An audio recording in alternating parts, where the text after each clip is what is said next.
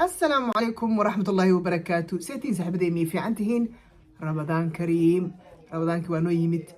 ما شاء الله إلهي وانا قارسيي رب سبحانه وتعالى وحان كبرينا رمضان كان كيسا كلنا سلام نقو قارسيو كوبي لغا أقبلنا عبادة ذي لهي نونا قديقو صاحبي يال دعدنا ما انت عينو وضو لنا عاسي وحيكا دعدي جوردن maxaa la dhahaa maalin maalmaha ka mid ee laba wiil saaxiibo ahaayeen oo ilaa iyo yaraantood ay saaxiibo ahaayeen iskuul isla diganayeen baa wiilna waa faqri wiilna waa taajir aabihiis. marka wiilka taajirka ahaa baa aabihiis markay iskuulka dhameeyeen buu u yimid iyo jaamacadda soo dhameeyeen wuxuu u dhahay aabe waxaan rabaa guryahan aad dhisaysid oo dukaamada hoosal aad ka dhisaysid inaad saaxiibkay maxamuud aad ka siisid hal dukaanaan rabaa. reerkiis dhoof mas-uul ka yahay wax ma haysto dad masaakiin waay dad faqri waay aaboodna ma noolo marka waxaan rabaa aabe inaa caawino waa ku baryayaa hal dukaan si oo noloshiisa ku bilowdo inaa caawinaan rabaa oo noloshiisa hore ugu socdo. waayo yiri maxamuud waxaa la siiyey dukaankii walaalkii maxaa dhahaa saaxiibkiis uu baxay si gooni wuxuu u siiyey xataa lacagta iyo badeecadii wuxuu dhiga lahaa gooni u siiyey dukaankii oo la furay noloshii oo la qabtay. dukaanku wuxuu ku yaalaa markaa sartooda meesha hoosuu ku yaalaa. marka reerkaaneytood oo nabiil walaalihiis baa waxaa u timaado gabar aad u qurux badanoo dhalinyaro ah oo isi da-diisoo kale baa reerkaa u timaada oo gabdhaha usoo salaamta. maxaa dhahaa wiilka maxamuud ahaa dukaan ku jira maalin kasta gabadha uu fiiriyaa wooba ka helaba gabadhii. reerkiisa u tagay wuxuu yidhi hooyadiisa u tagay wuxuu dhahay hooyo gabadhaas oo reerkaa u timaado hala iisoo raadiyo inaan guursadaan rabaaye gabadhaas hala iisoo raadiyo haddii maxaa la dhahaa oo la qabo amba haddii maxaa la dhahaa oo qof oo loo doonay hala iisoo ogaado haddii maxaa la dhahaa firaaqo tahay gabadhaas oo qof ayna ku xirneen anigaa raba gabadhaas. waayahay dheheed way baxeen gabadhiyaa loo sheegay meesha degan tahay gabadhiyaa la raadiyey waa loo soo helay reerkiyaa looga doonay.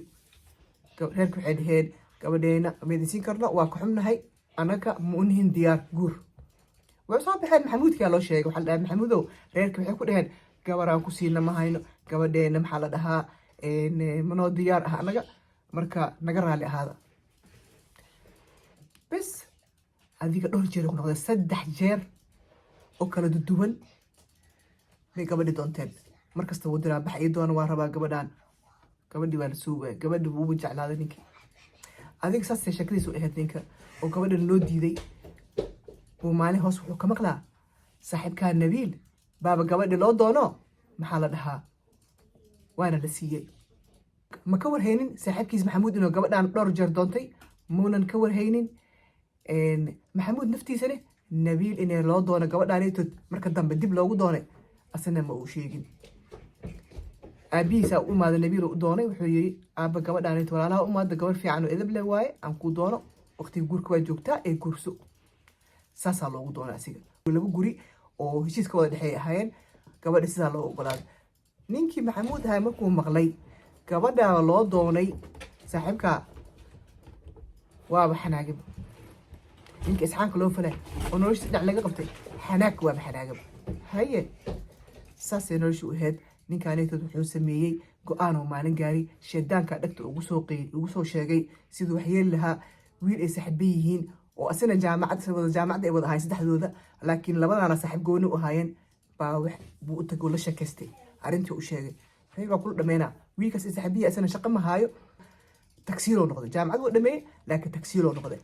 maalin ay wada ballameen maalintaas ay ballamayaan waxay ku ballameen in ay maxaa la dhahaa wiilka tagsiilaha ah walaashiis jaamacad laga soo qoro jaamacadda ay kasoo baxeen inay kasoo qoraan. ayagoo baxeen oo jaamacadda aadeen wiilka tagsiilaha iyo kii la socday maxamuudkii baa fikraddii kusoo dhalatay. waxay dhaheen ciyaalka jaamacadda dhigtaan qof baan waxaan ka qaadanaynaa taleefonkooda sidaan naloo ogaanin waa waceenaa kiyaan ballansanaynaa nabiilaan ballansanaynaa markaan gaarigu ku ridanay taleefonka wiilka oo celinaynaa hadhow tiirna la raadiyo booliiska na raadiyo si aan naloo soo qabanin. okay wiil meesha marayaa la wacay walaalo waxaan rabnaa taleefonkan aan ku isticmaalno hooye woosii taleefonkiyaa la wacay nabiilkii ballamiyeen meentay joogtaa meel hebel aabahaa jirin waa lagu baahan yahay soo bax. adi wiilkii ballamiyeen markay ballamiyeen wuu soo raacay. markuu soo raacay waxay u wateen meel dheer oo baadiye geysteen. markay geysteen wiilkii way garaaceen sixina u galeen korkiisa xataa sigaari ku dadamiyeen wiilkii soo nafta kasii baxayso dhagax haddana wejiga kasii saareen si fiican oo meesha u dhintay markuu wiilkii dhintay god yarle meesha inay ka qoreen baadiyihii dhagaxsa saareen meesha ugu tageen marka duhurka qadada la gaaray waa la waayey meel kastaa laga raadiyey ma leh casir ma leh cisho ma leh nabiil ma lahaayo marka dambe booliiskaa loo sheegay cilin dhulaa laga raadiyey booliiskii cadaab muu qabay maxaa dhacay maxaa wiilkaan isu maqnaan karaa dad may isdagaaleen dad may maxaa dhaha wax ka dhexeeyey maya dhaheen wiilkeena waa wiil maskiina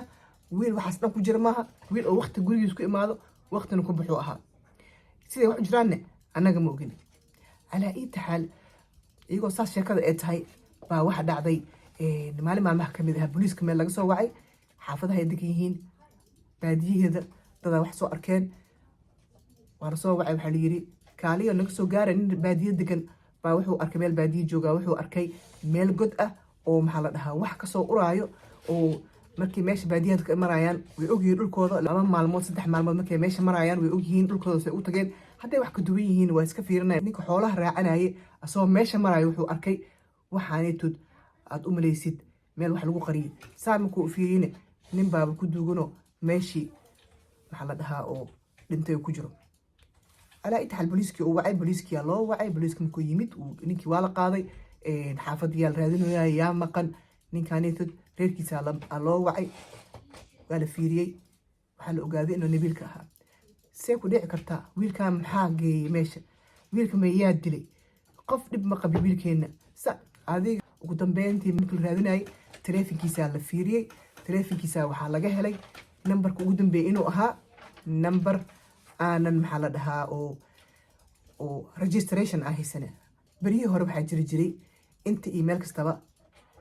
maxaa la dhahaa taleefon nambar markaa qaadanaysid magac iyo waxaas ma la iska qori jirin xore iska heed laakiin sanooyinkan dambe maadaama ay badatay dhibaatooyin badan in taleefon lagu sameeyo badanaa markaa taleefon gadanaysid waxaad dhiibaysaa teesarahaaga iyo waxaas dhan lagaa sawiranaya ama baasaboorkaaga marka wiilka taleefonkii u dambeeyey oo aan magaca aan lahayn taleefonkaa la raadiyey taleefonkaa la wacay qofaaba qabtay markuu qof qabtay taleefonka waxaa la yiri yaa taleefonka aad maali haa waa ku baahannahay noo imaaw maxay gartiin booliiskaana haa la yiri noo imaaw kii oo naxaya wiilkii iskooleega ahaa booliisku tagay waxaa la yiri taleefonkaanitood qof dhintay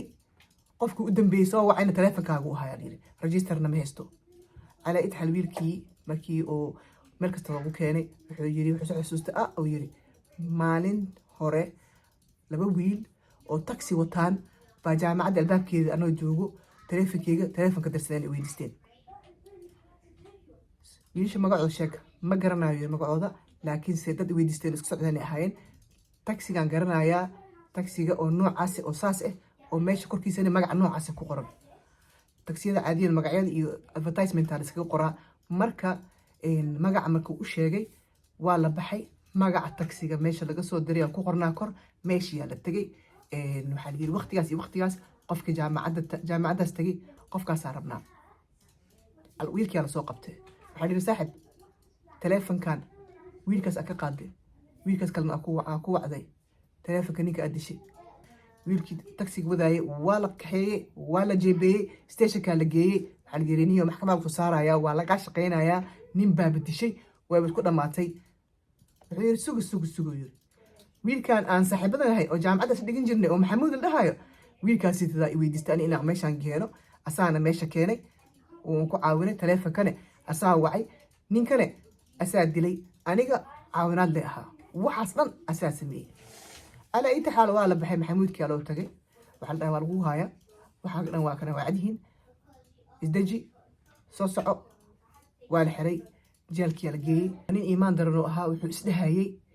markuu ninkan dhinto wax kuu qabsanaya ma leh gabadhiina adaa helaysid oo guursanaysid bashbashii barwaaqaa ku noolaanaysaa ma ka fikirin aakhira ma ka fikirin in adduunka lagu qabtan ma ka fikirin marka maxamuudkii